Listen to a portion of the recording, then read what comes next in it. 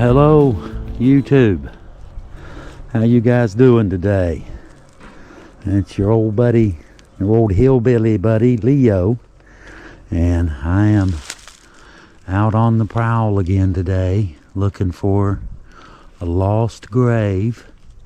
And as usual, I am way back in the thickets looking for a grave that apparently doesn't want to be found.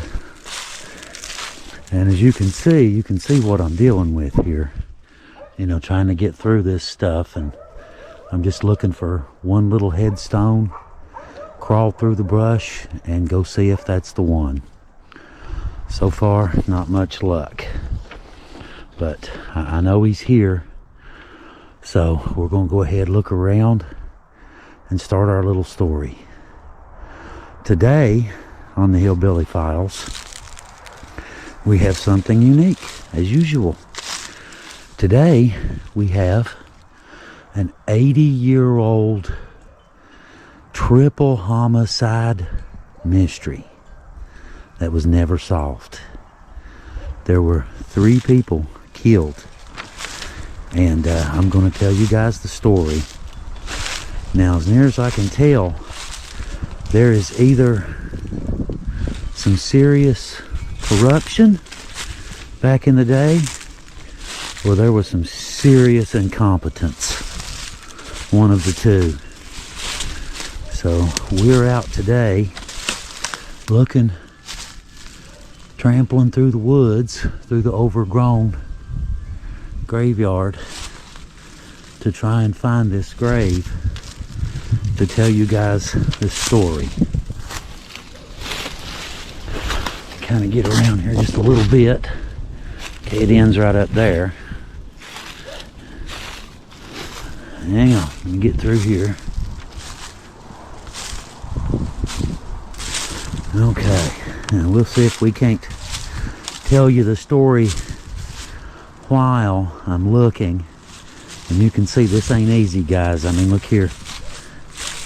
Look through this brush here. Do you see that stone back there? That's what I'm dealing with today. And look at the thorns. Check that out.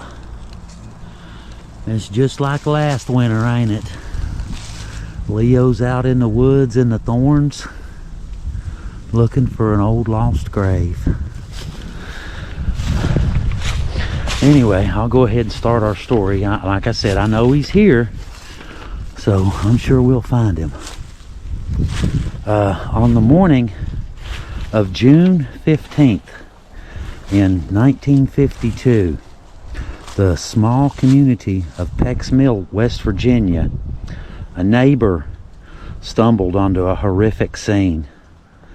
3 people were found shot with rifles in a one-room small cabin near Logan, West Virginia, which is where I'm at, just outside of the town of Logan on Mud Fork. It's a little holler called Mud Fork. But the newspaper quickly dubbed this the Death Cabin, or the Death Shack Murders. How wild was that? The neighbor said that he had heard no struggle or no gunfight the previous night. But who were these people? You know, it's really easy to put a barrier between yourself and the actual people that, you know, these kinds of crimes happen to, because you don't know them. You don't know their favorite color, what they like to eat, if they had a good sense of humor, or if they were even good people or not. In reality, you know, the way we see things, they can become like nameless players in a movie, but they weren't, you know. They were actual, real, live people at one time.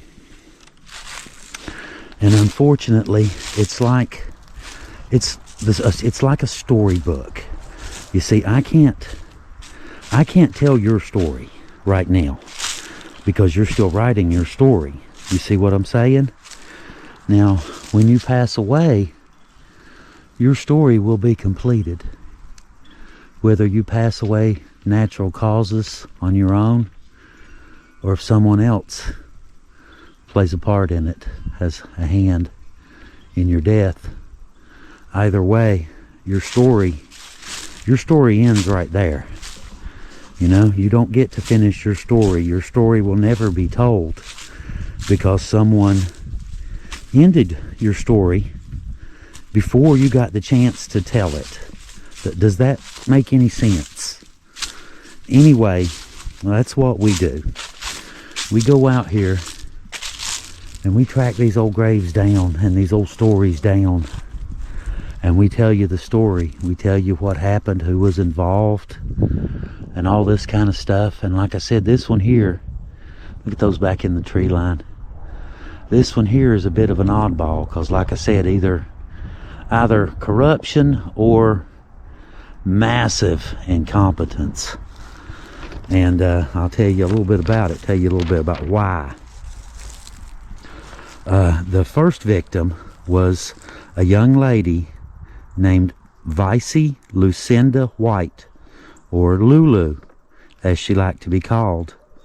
Lulu had not had an easy life. She grew up fairly poor in the Pecks Mill area, and she had already been married and widowed at the young age of 24.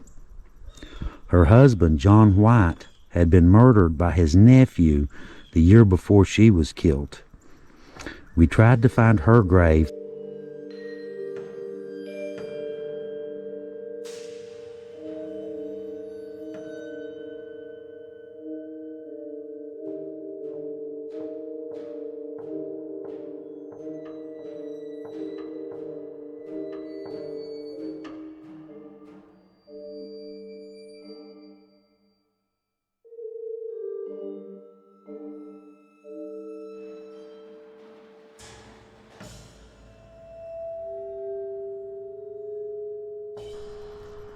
So quite frankly, we have no clue where she is.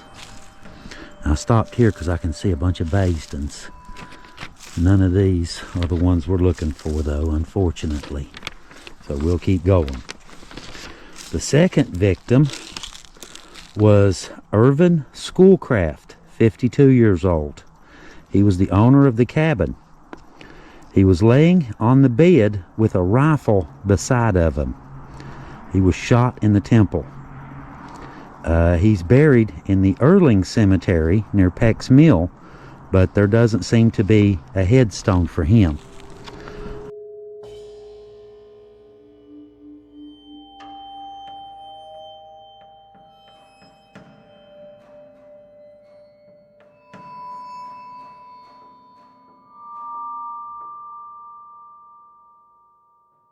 The third person was Melvin Basden, which is who we're looking for today. Talk about timing. Melvin Basden. How's that for some classic timing? Right when I said the guy's name, I look over to my right, and there he is. I knew he was here somewhere. I knew it. I could just feel it. Anyway, the third person, like I said, was Melvin Basden.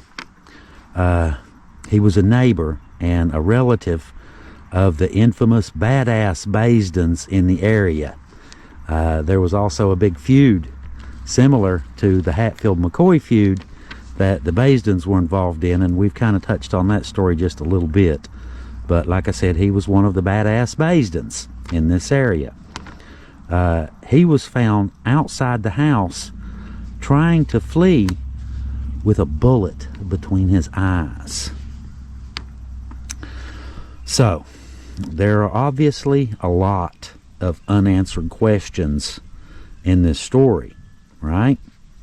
First of all, why were they all there? And more importantly, who killed them and why? You see, Melvin here, he was 72 years old. Lulu was 24, and Irving was 52. both Lulu and Irving were both married. So, quite frankly, it seems like a very unlikely trio, to just be hanging out together, right? The police at the time said they didn't know if it was a double murder and the third person had, okay, I'm going to have to get a little bit creative here, guys. We're just going to say unalived himself. Right? You can't say the S word. That will get you in trouble. We'll just put it this way. If we were talking about a person, her last name, it would be a woman.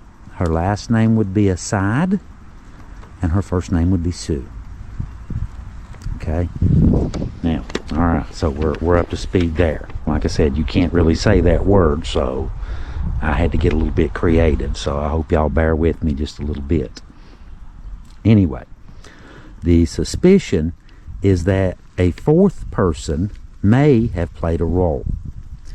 The police then took in and questioned a suspect that they knew was hanging around the cabin and the coal camp at the night the events happened, but nothing ever came of it. No questioning, no suspects, right? They also cast suspicion on Lulu. As I said, her husband John was killed by his nephew George White, and just a week before had entered a plea of guilty, giving the man 5 years in prison for manslaughter. Was this a revenge case? Maybe. They later continued to question the 38-year-old suspect, but then the case just goes cold.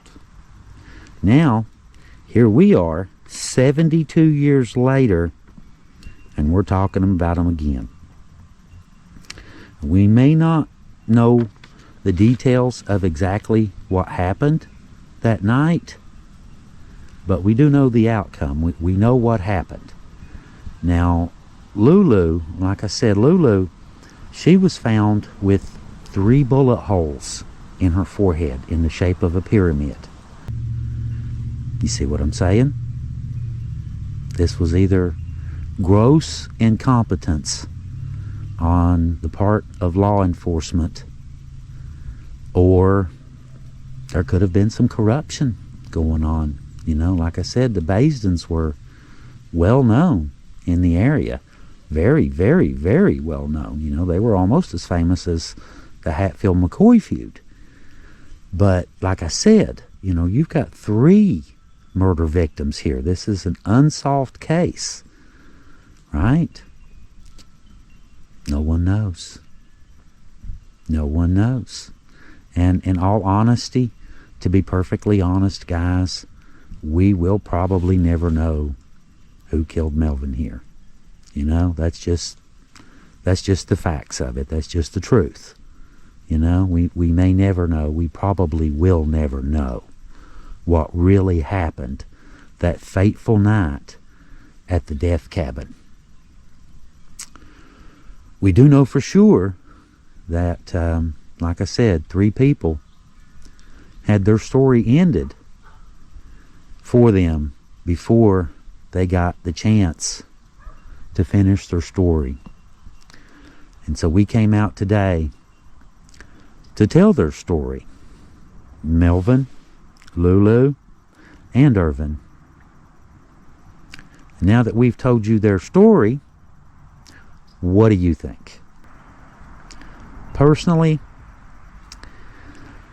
I try not to speculate on stuff like this because, it's just my wild guess. And anytime there is something that I speculate on, I will take a moment to kind of point out, that I think it's speculation. Personally, I kind of suspect that there may have been something going on between. You never know, it just fits. It fits. If there had been something going on between the two and, say, Melvin found out and Lulu was supposedly his, I don't know. There is no way of knowing. It could have been a fourth person, You know, realistically speaking, it could have been a fourth person who killed all three of them. And like I said, it's all speculation. We'll never know for sure. But we do know for sure where they are. We know what happened, and we just don't know who. Wild, isn't it? You know, you run across these stories, these old stories, you know, old murder mysteries, and, you know, just all sorts of things that just seem out of place. You know what I'm saying? That just, if you hear a story that sounds ridiculous, you instantly realize, you know, hey, this is a ridiculous story. This makes no sense, right? Well, this one makes no sense. This story here makes no sense. Who killed Melvin, Lulu, and Irving? But either way, we have came out and we have done all we can. I can't bring them back so that they can finish their story, but I can tell their story, right? So these graves will be added to Find a Grave as usual. Anything that we find, that we document, that isn't listed, we will generally go ahead and list it. So these will be the same. You never know. Some family member someday may want to come and find some of these folks, and just because of a little entry that we did, you know, that Heather did, I can't take credit for it. Heather did it. She's you guys would not believe the work that Heather goes through, what she does to find these stories. You know, I have to come out and find the spots and, you know, do the stories and stuff like that. And it can get very tricky. It can be very frustrating. I'm not going to lie. You know, when you've been out all day long and you're trying to find some little spot somewhere you've never been, it can be very frustrating. But from Heather's point of view, she sits home and she has to do all the editing and doing all this research and stuff. It's a beautiful day out today. Really pretty cool. Kind of sun's out, but it's right about freezing. Don't let it fool you. It's not real warm out today. It's about 32 right now. But anyway, I guess I better load up and head on back down the road. I've still yet got another stop or two today. And anyway, guys, Melvin, rest in peace. And I hope that someday the rest of the information will come out, and maybe we'll know what really happened on that night. Until then, though, guys, until the next time, this is Leo with the Hillbilly Files, and we will see you next time. Leo out.